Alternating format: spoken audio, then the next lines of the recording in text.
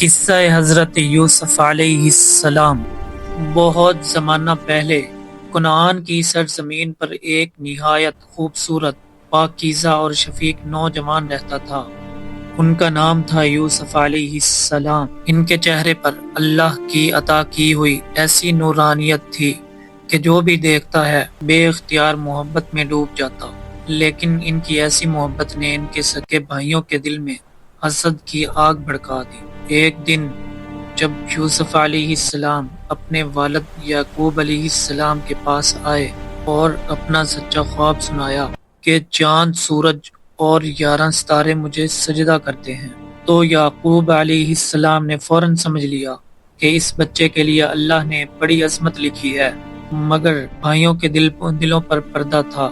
انہوں نے فیصلہ کیا کہ یوسف علیہ السلام کو راستے سے ہٹا دیا جائے تاکہ باپ کی محبت صرف ان کی طرف ہو جائے۔ ایک دن وہ یوسف علیہ السلام کو بہانے سے جنگل لے گئے اور کھیل کھیل میں انہوں نے کنویں میں پھینک دیا اور گھر جا کر بولا کہ بھیڑیا یوسف علیہ السلام کو کھا گیا۔ یوسف علیہ السلام اندھیرے کنویں میں تنہا تھے، لیکن دل میں یقین تھا کہ اللہ میرے ساتھ ہے۔ آخر کار ایک قافلہ گزرا، پانی نکالنے کے لیے ڈول ڈالا تو یوسف علیہ السلام باہر آ گئے۔ قافلے والوں نے انہیں مصر دے کر جا کر بھیج دیا۔ یہاں سے ان کی زندگی کا دوسرا امتحان شروع ہوا، غلامی، الزام، قید، لیکن یوسف علیہ السلام نے کبھی صبر کا دامن نہ چھوڑا۔ سالوں بعد اللہ نے انہیں مصر کا خزانہ دار بنا دیا۔ عزت، اختیار، دولت سب کچھ عطا ہو گیا، اور ایک دن وہ وقت بھی آیا جب ان کے بھائی بھوک کی وجہ سے مصر پہنچے۔ وہ یوسف علیہ السلام کو پہچان نہ سکے، مگر یوسف علیہ السلام نے فوراً اپنے بھائیوں کو پہچان لیا۔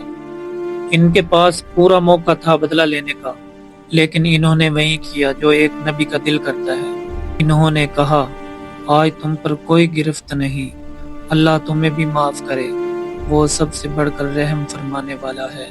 اور یوں وہ خواب پورا ہوا۔ چاند، سورج اور ستارے یعنی باپ، ماں اور بھائی سجدہ تعظیمی کے طور پر جھکے۔ یہ اللہ کی طرف سے یوسف علیہ السلام کا صبر کا انعام تھا۔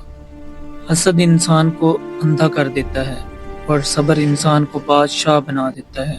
اللہ خود ان لوگوں کو اوپر اٹھاتا ہے جو اس پر بھروسہ کرتے ہیں۔